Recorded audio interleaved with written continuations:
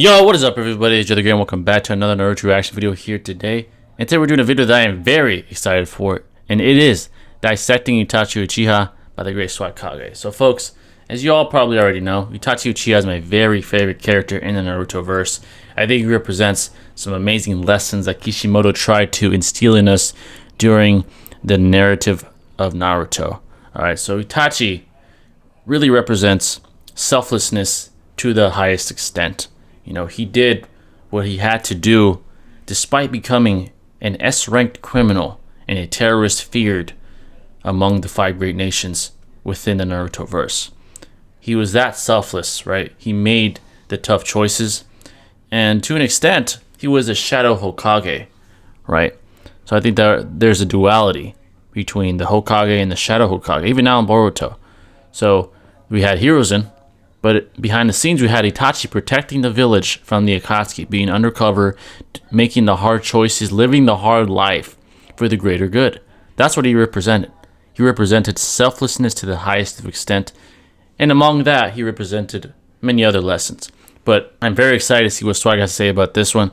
Before we begin, I would really appreciate it. Hit that like button, turn on bell notifications to stay updated with yours truly. And if you're new and you enjoy and you mess with the kid, make sure to hit that sub button, man, because once you do, become part of the family forever. Let's not waste any more time, screen. Let's see what Swag says today. Alright, let's get to talking about Itachi. Ever since I started doing character dissections a couple weeks ago, pretty much all of you guys have been asking me to do an Itachi character dissection. And I can totally understand why. He's one of the most beloved characters in the entire series. Pretty much everybody across the whole fandom likes this guy. But why is that? Why does everybody like Itachi so much? Well, obviously I can't speak for everybody else, but me personally, I really appreciate Itachi's complexity, and I can totally get on board with his moral code. A big issue many people have with many of Naruto's characters, specifically its antagonists, is that most of them have pretty questionable motivations, and the moral code that they operate under is very shaky or flimsy at best. Correct. This is at the very least how they seem at the surface level. It's very easy to interpret Obito, for example, as a deranged psychopath out to rule the world solely because he got friend-zoned by Rin. Many of the things that I personally believe about Obito aren't outright stated anywhere in the series, and the same can be said about many of Naruto's other villains, so it's generally up to the viewer to interpret their actions by themselves. The same can't be said about Itachi, because pretty much everything about his motivations is explained to the audience pretty well. Another thing that also helps set Itachi apart from most of Naruto's other villains is the fact that he's a very grounded character. Typically, Naruto's morally gray characters aren't written very subtly. I've found that you can generally categorize most of the antagonists in this series under one of 2 categories. Characters who are very clearly evil and have pretty grounded or selfish goals like Hidan, Kakazu, Orochimaru, Sasori, etc. Or characters who are morally gray but have world-changing goals in mind, aiming to do something ridiculous by completing these grandiose schemes and turning the world into a utopia. Madara, Obito, Nagato, and even Sasuke at the end of the series all fall under this second category. I agree. I can see how to some people it's hard to look at these guys as human beings as opposed to shonen antagonists because of how ridiculous their motivations are. Then, on the other hand, you have Itachi, a morally gray character who has very grounded goals. Just keep his little brother safe and protect the Hidden Leaf Village. They're very simple goals, and it's very easy to get behind them. The things that Itachi wants to accomplish are a whole lot more relatable than the things that many of the other characters in the series want to accomplish, and it makes him feel incredibly human by comparison. It doesn't hurt that he's a total badass, and every time he's on screen he manages to steal the show, but there's a whole lot more to Itachi than everything I've mentioned so far. All of this said, he's still more complex than people give him credit for, because, well, if he wasn't, there wouldn't be any need for this video. One thing I think I need to get out of the way immediately is the fact that Itachi was 14 years old when he wiped out the Uchiha clan, and 17 or 18 years old when he beat Kakashi in part 1. This is very important to keep in mind, and it's a fact that I think a lot of people miss because it's not pushed very hard in the series at all. Itachi's a young kid, barely any older than I am, and even in Shippuden, by the time he died during his fight against Sasuke, Itachi was only 21. This adds an entirely new dimension to his character, as I'm sure many of you imagined Itachi was much older than he actually was. It's one thing to imagine an adult being forced to wipe out their entire family and being ostracized from their village for the sake of its own safety, but imagining a kid being tasked tasked with the same thing is an entirely different issue. Not only does this make it pretty much impossible to hate Itachi, but it adds an extra layer of tragedy to his character that wouldn't have otherwise been there, especially considering his personality. Itachi was a very quiet and nice kid, one who harbored no ill will toward the outside world, and despite being one of the greatest prodigies in the history of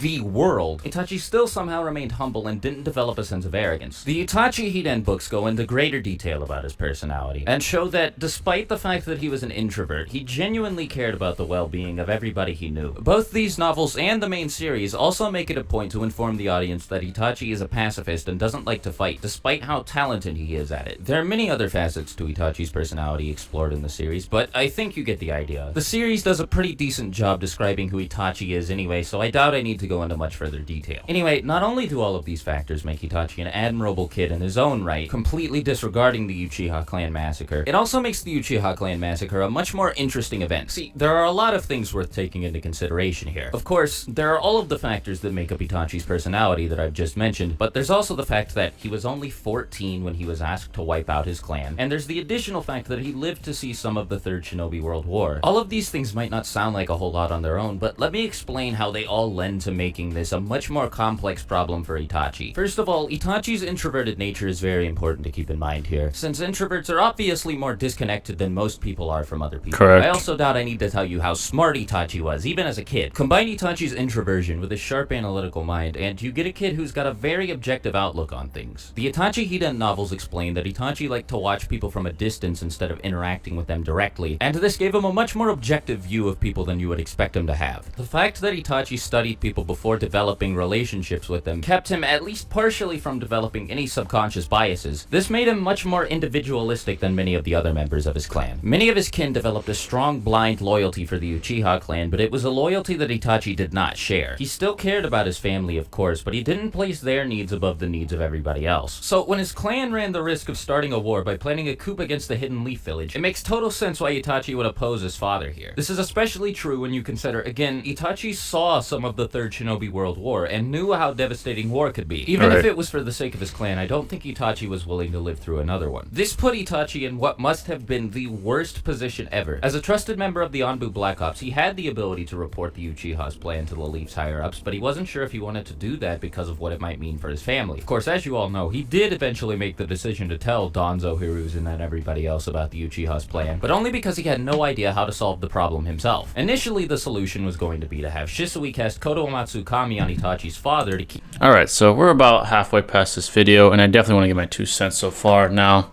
Itachi, like I said before, is a character that represents selflessness to the highest of extent. Now, he was a very introspective and intelligent, extremely intelligent character at a very young age. I believe even as young as 5 and 6 years old, he was at a level of intelligence where he was self-analyzing everything, seeing the war right before his eyes. There's even a scene where he wants to help an enemy that's hurt, right? I'm sure some of you have seen it if you remember it. And the enemy tries to attack him, and he kills him in an instant, right? That just shows the level that Itachi was at a very young age. He had compassion, yet he was aware enough to do what it takes for the greater good.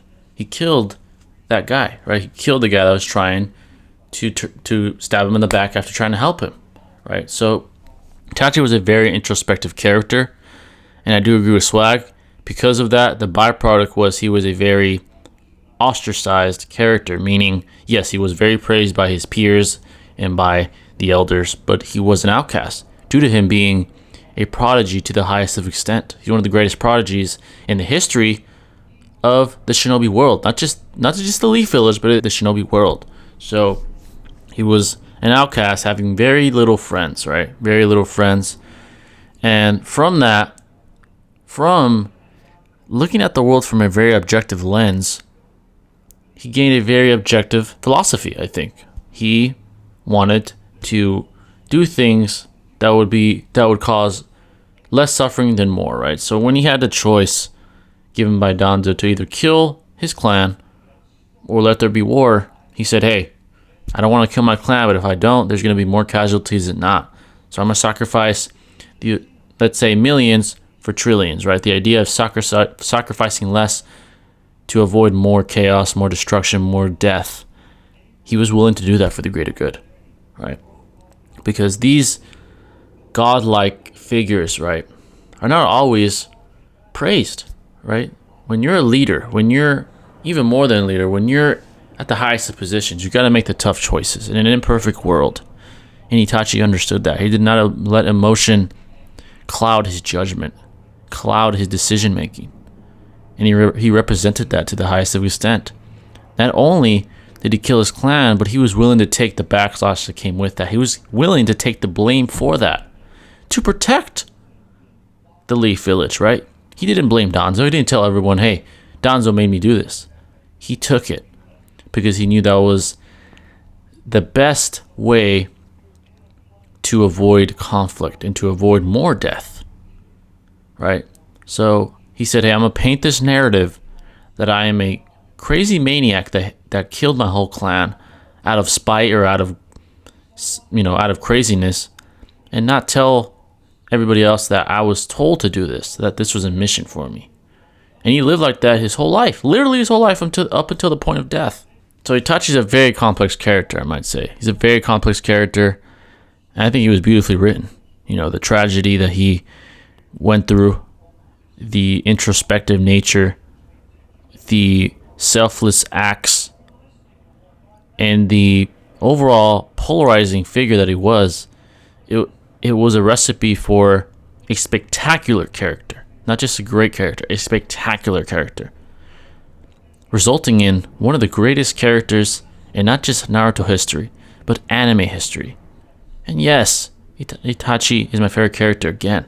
But that's just the objective truth, man. When you peel the layers of Itachi Uchiha, when you truly dissect him, you see many complexities. You see many beautiful flaws within the character, right? Because he wanted to do the right thing at any means necessary. But yet he still had flaws. He wasn't a perfect character. Due to his actions, the byproduct was a hateful, spiteful little brother, Sasuke, right? And Itachi still did what he did, right? So he's not perfect, despite his high intelligence, his introspective nature. He was still wrong in the end. And he said so himself. He said, I should have told you the truth. I shouldn't have tried to keep the burden on myself. I'm not perfect, because greatness breeds confidence, which could breed arrogance. And I know Swag said Itachi wasn't arrogant, right? He doesn't display like this nasty attitude. He's like, oh, I'm the shit. But I think somewhere in his mind, he thought he could carry the burden. And maybe that's not arrogance. Maybe that's not arrogance. Maybe that's just the utmost confidence in yourself. Because of that, things went astray, right? Things did go astray. He did help avoid a war, right, between the Uchiha and the Leaf. He did do that. But as a result of that, he inspired a S-rank criminal in Sasuke. Sasuke became a criminal. He became an enemy of the Leaf and damn near destroyed the world if it weren't for Naruto at the end of the war arc, right? And that was all a byproduct of Itachi's actions. So he looks at the objective truth. He doesn't look at the emotions. That was his flaw. But overall, Itachi's a extremely complex and brilliantly written character. But let's continue.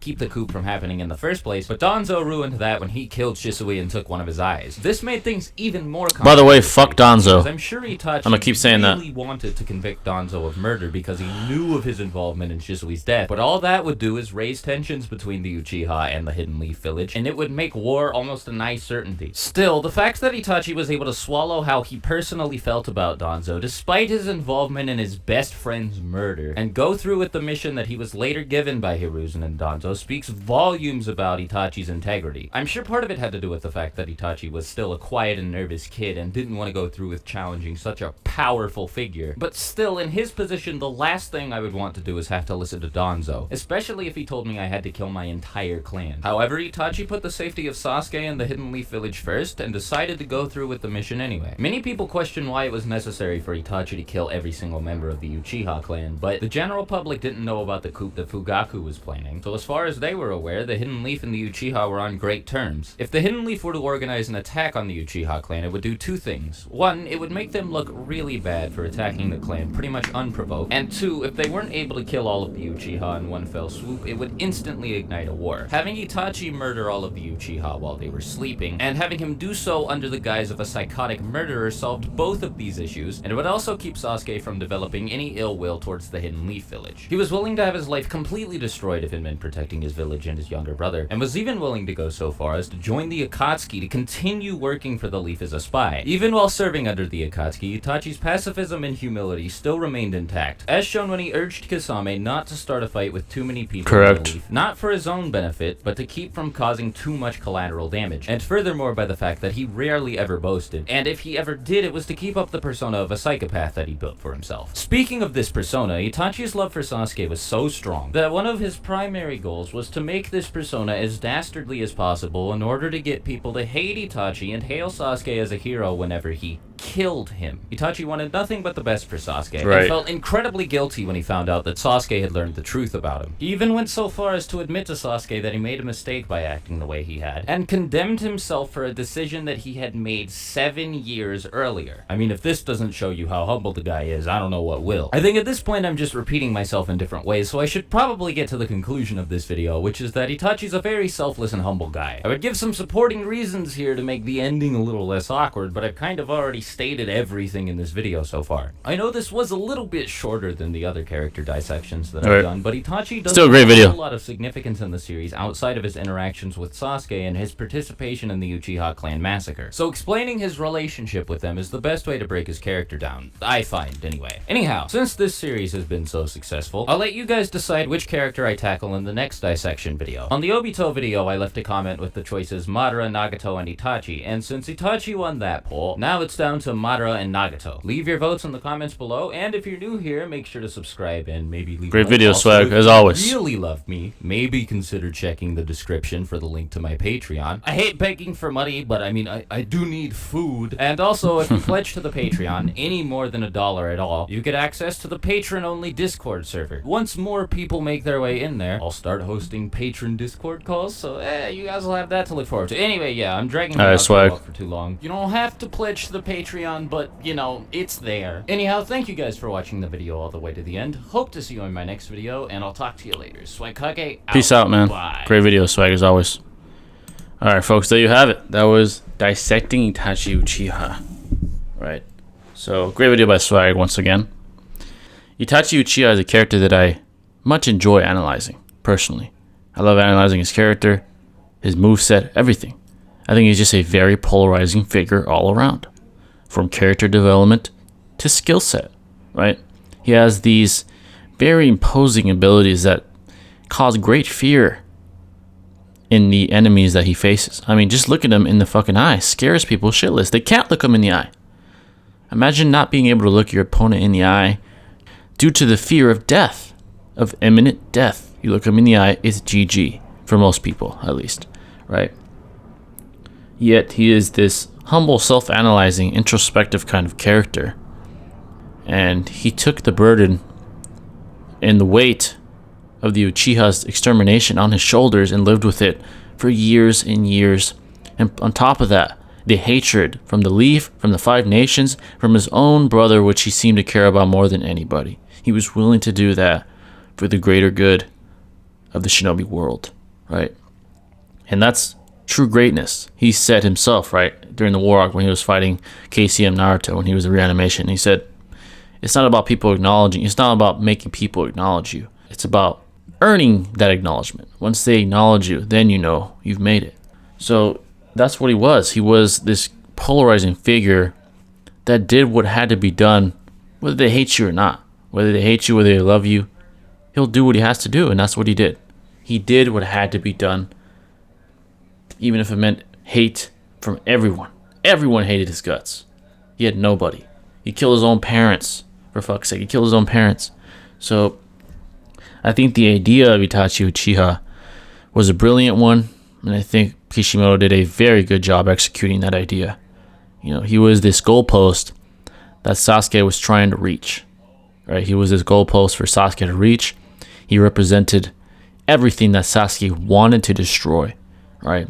Evil, hatred, just plain out disaster.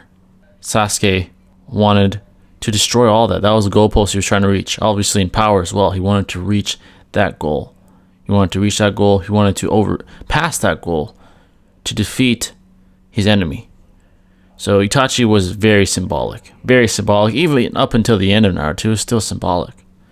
I think Kishimoto intertwined him into the war arc very well. You know, the moments that he had, the speeches that he had were spectacular. Overall, just my favorite character, man. He's the most polarizing figure. You could probably argue maybe a couple more are up there with him, but he's definitely my number one. I think Swag did a great job with this dissection. Again, Itachi didn't have a heavy role as far as like him being in the anime itself with dialogue and all that, right? He was the goalpost for Sasuke, basically. Similar to how Minato was a goalpost for Naruto for a while. So, yeah, folks, that's my reaction on the video. I thought it was a great video by Swag. Let me know what you think of Itachi. Let me know what you think of the video. And why do you like him? Why do you hate him? Why do you feel neutral about him? Let me know in the comments. I'm always interested to see what you have to say. But this is going to wrap it up. I'll catch you in the next video. It's Jay the Great signing out. Peace.